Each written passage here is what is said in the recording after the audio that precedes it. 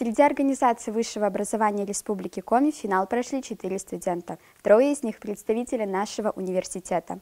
Это студенты Института истории и права Александра Халамова и Михаил Редькин, а также студентка 4-го курса кафедры журналистики Наталья Султанбей. Она представляет нашу команду и всем вам известна.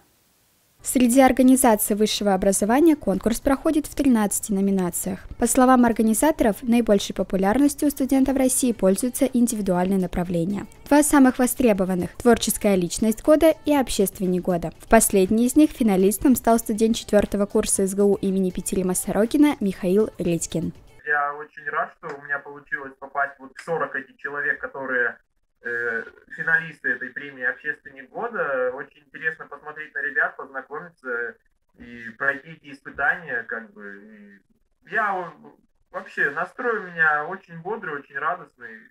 Делаю все, что возможно. В этом году финал конкурса пройдет в онлайн-формате. Эксперты будут просматривать конкурсные выступления из специально оборудованной студии в Москве в режиме телемоста. Среди финальных заданий для участников – научный слэм, интерактивные мастер-классы, дебаты и журналистское расследование. Обязательным испытанием для всех участников индивидуальных номинаций станет тест на знание истории Великой Отечественной войны. Анастасия Тулева, Вероника Липина, учебное телевидение СГУ.